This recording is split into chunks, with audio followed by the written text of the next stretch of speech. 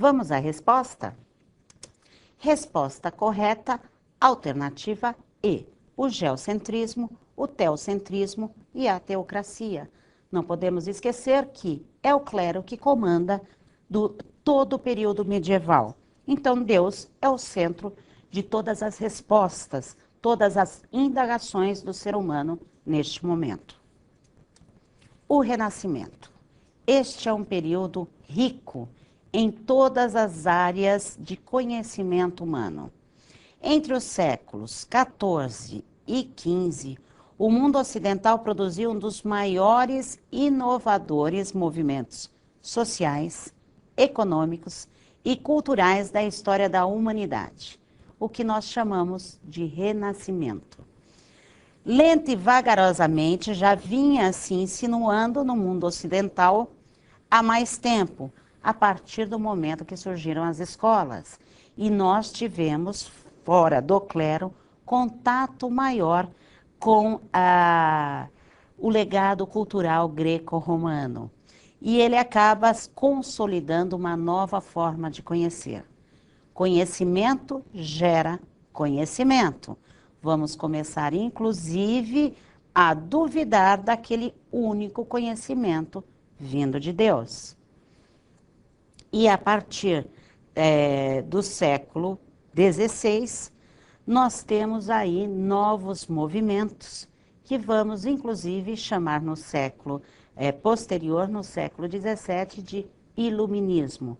Um movimento esse que marcou profundamente a Idade Moderna. O Renascimento se caracterizou por um grande interesse para com o saber e a cultura. Nós temos uma retomada das referências culturais da Antiguidade Clássica, ou seja, todo aquele legado cultural, tanto dos gregos quanto dos romanos. Quando eu falo legado cultural, é muito importante a gente compreender que é tudo o que nós pensamos, inclusive, sobre a filosofia antiga. Nós tivemos contato direto com Aristóteles, com Platão, com Sócrates, com os primeiros filósofos, com Cícero, com outros grandes filósofos de Roma também, e isso propiciou um crescimento muito grande do conhecimento neste período. Foi a época de grandes descobertas e explorações. Ora, temos Vasco da Gama, temos Cristóvão Colombo, Pedro Álvares Cabral, entre outros. Notáveis avanços processavam-se na ciência e na astronomia. Os compositores passaram a ter um interesse mais vivo pela música profana, ou seja, não religiosa. Neste momento, estamos vendo o ser humano com um olhar diferente do olhar anterior.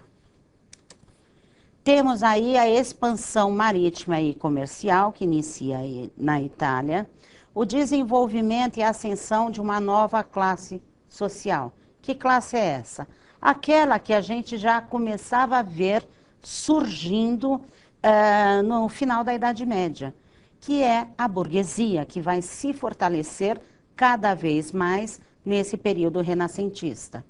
O urbanismo e a disseminação do luxo e da opulência, influência da cultura grega por meio do contato comercial das cidades, lembrando que a moeda está circulando e nós estamos produzindo capital, esse capital permite, inclusive, este luxo. O mecenato, prática exercida pelos burgueses, príncipes e papas, é de financiar artistas, procurando mostrar o poderio da cidade e ampliar seu prestígio pessoal. Você não financia somente o artista, você financia o cientista. Por isso, nós vamos ter o quê? Grandes descobertas que irão propiciar, inclusive, essas grandes navegações. Inicia-se uma nova sociedade baseada na posse de riquezas e não mais na origem, no sangue, na terra, nome e propriedade, né? Que é a burguesia comercial. Esta burguesia comercial, ela vai querer o quê? Ter o mesmo status da nobreza, visto aqui agora ela tem o quê? O poder econômico nas mãos. Nós temos, então, desenvolvimento, neste momento, do pensamento laico-científico. O que significa? Distanciado daquele conhecimento da igreja, o que permite compreender a sociedade como uma obra humana e não divina, resultando de suas ações, escolhas e opções. As ideias criadas são adequadas ao espírito do quê? Deste capitalismo que está nascendo, deste capitalismo emergente. Quais os valores do Renascimento? Diferentemente do período medieval, é o antropocentrismo, ou seja, antropos, ser humano. Agora, quem é o centro? O homem, ou seja, o ser. Este ser humano que anteriormente não era tão visto, pois Deus era o centro de tudo. Nós temos aí uma difusão do laicismo. O que é isso? Um distanciamento daquele conhecimento e saber religioso. O individualismo, o movimento humanista e o racionalismo. Ou seja, a razão está a serviço do ser humano, não mais a serviço da fé. Temos aí a expansão das atividades comerciais e artesanais. Nisto, a burguesia cada vez mais se fortalece. Temos a formação dos estados nacionais. O que são esses estados nacionais? É mais ou menos, gente, a Europa como a gente conhece hoje, dividindo-se esses países que estavam todos confusos neste período ainda. O capitalismo começa a se insinuar na sociedade. O trabalho começa a deixar de ser pensado como castigo divino. Lembra que o trabalho manual era mais visto? Agora ele passa a ser entendido como algo que pode dignificar o ser humano. Nesse cenário, a educação e a cultura devem contribuir com esta nova visão. Se é importante o trabalho, se é importante a realização do ser humano, temos que levar isso em consideração. Uma nova forma de pensar, agir e sentir está florescendo neste momento. Durante o Renascimento, a Europa foi abalada por uma série de movimentos religiosos que contestavam abertamente os dogmas da Igreja Católica e a própria autoridade do Papa. Esses movimentos foram conhecidos genericamente como Reforma. Esses movimentos reformistas se adequavam às necessidades religiosas da burguesia, ao valorizarem o ser humano que era empreendedor e ao justificarem a busca pelo lucro. Lembrando que a Igreja Católica condenava o lucro. Eu, sendo burguês, fazendo o comércio, né, acontecer, fazendo o capital circular, a igreja vem e me fala que é um pecado, eu não vou admitir, eu vou contestar esse dogma. Por quê? Porque este lucro, ele vem porque sou empreendedor. Por exemplo, é a visão aí do burguês daquele período. É claro que é um burguês rico também, né, que nós estamos falando. Grande parte da burguesia ligada às atividades lucrativas aderiu o quê? A esse movimento reformista. Não é à toa que nós vemos aí, né, já vimos, já existem os bancos, né, os bancos começam a ser pensados, começamos a comercializar, inclusive o produto moeda, né, que não era comercializado anteriormente. Moralmente, a igreja estava em decadência e preocupava-se com questões políticas e econômicas, estavam se preocupando mais ainda com essas questões do que as próprias questões religiosas. Por quê? Estavam perdendo o poder. A venda de cargos eclesiásticos era muito comum, relíquias e de indulgências. O que são essas indulgências? A venda de pedacinhos no céu. Está cheio de pecado aqui? Vamos o quê? Doação para a igreja e nós vamos ter nosso momento aí no paraíso, né? Você já aluga ali, já compra seu momento no paraíso. Lutero um dos representantes que estava dentro da Igreja Católica, é um dos principais representantes aí desse movimento reformista.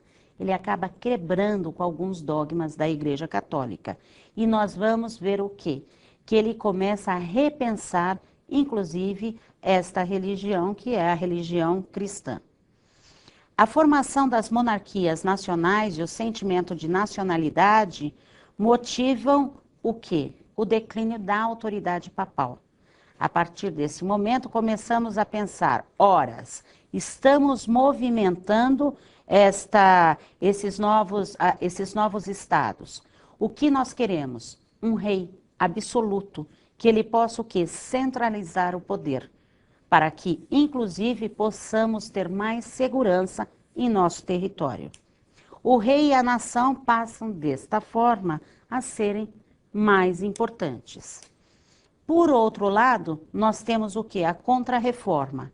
A Contra-Reforma é a reação da Igreja à Reforma Protestante e a essa doutrina protestante. Tivemos aí o Concílio de Trento, o Concílio da Contra-Reforma, que foi convocado pelo Papa Paulo III para assegurar a unidade da fé católica e a disciplina dos sacerdotes. Foi reafirmada a infalibilidade papal, estabelecida normas para a criação de seminários e para a formação de eclesiásticos. Estamos, então, pensando cada vez mais na educação voltada para a fé. Como é a sociedade renascentista? Ela tem um grande apreço pela educação, porque é esse conhecimento que possibilita a transformação neste momento. A educação do Renascimento se dá em meio a severas críticas à tradição medieval. Por quê? Porque pode colocar em xeque, inclusive, alguns dogmas da Igreja, alguns conhecimentos da Igreja. É uma educação que busca tornar-se cada vez mais laica, ou seja, cada vez mais distante do aspecto religioso e divulga ideias humanistas e burguesas.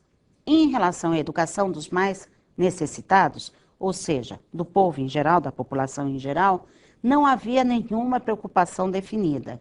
A eles cabia a educação profissionalizante, a aprendizagem de um ofício. O movimento iluminista, ele foi muito importante porque ele acaba pegando muito dessas transformações renascentistas.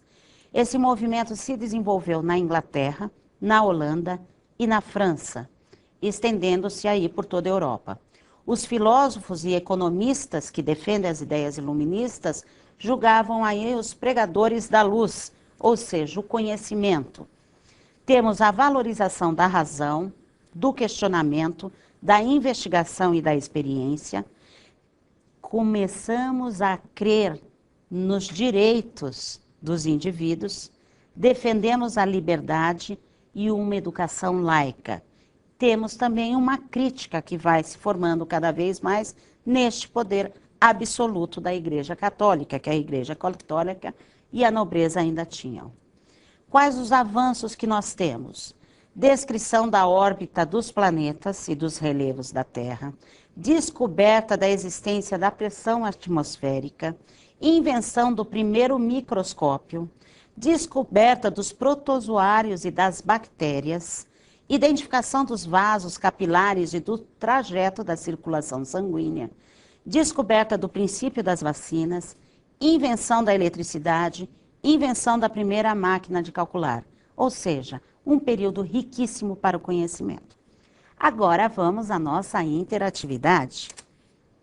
Assinale a alternativa correta quanto às características da educação durante o período renascentista. A. A sociedade renascentista desvalorizava a educação. B. A educação no Renascimento legitimava as tradições medievais. C. A educação no Renascimento buscava tornar-se cada vez mais laica para divulgar os ideais humanistas e burgueses. D. A educação no Renascimento estava voltada para as necessidades do povo em geral. E E. A educação no Renascimento tinha uma preocupação definida, a educação infantil. Um minutinho para você pensar e daqui a pouco a gente volta.